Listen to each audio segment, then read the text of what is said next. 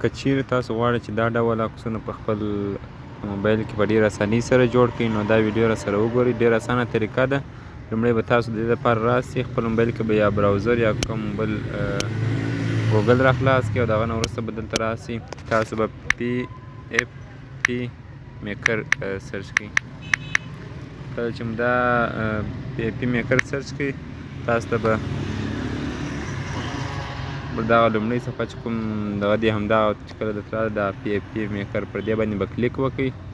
کله چې پر دې باندې کلیک وکړئ دلته راسئ اپلوډ فوټو ته راسئ او د خپلې خوښې یو عکس ورته اپلوډ کړئ.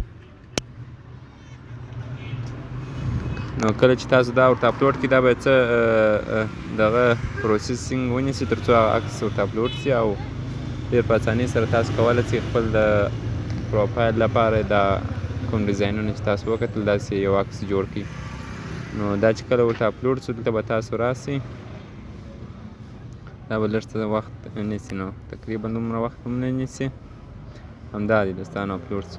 که تاسو لیدلی سئ هر ډول ډیزاین تاسو ورکولی سئ تر تاسو رسېدلی سي. ستاسو خوښې هم ستاسو د خوښ ډیزاین ته دلته په دې عکس باندې راوستلی سئ. دا ټوله ډیزاینونه دلته ستاسو سره سته نه دي او دلته بیا تاسو کولی سئ چې په ډېره اسانۍ سره ایډیټ هم پکښې کې راولئ. یعنې کوم بیکګراونډ چې دی دا کې ایډیټ راولئ په دې کې. دا به زه راسم دا باندې به کلیک وکړم. مثال زه غواړم دغه بیکګراونډ ما خوښ دی. د مثال د عکس هم تاسو پر هره خوا وړلی سئ همدارنګه راتللی سئ دلته بیکګراونډ یې ورته چینج کوئ کلر یې ورته چینج کوئ هر ډول ډیزاین تاسو ورته ورکولی سئ. کله چې مو عکس کوم تغیرات راوستله نو بیا په ډېره اسانۍ سره کولی سئ دلته یې ډاونلوډ کړئ. سره دا ډاونلوډ اپشن باندې کلیک وکړئ. ډاونلوډ اګین باندې کلیک وکړئ دا به ستاسو سره ډاونلوډ سي دا فایل. نو اوس یې تاسو کولی سئ دلته په ګیلرۍ کې اوپن کړئ. داسې یو عکس به تاسو ته راغلی. نو هیله ده چې ویډیو مو خوښه سوې وي. چینل سره سبسکرایب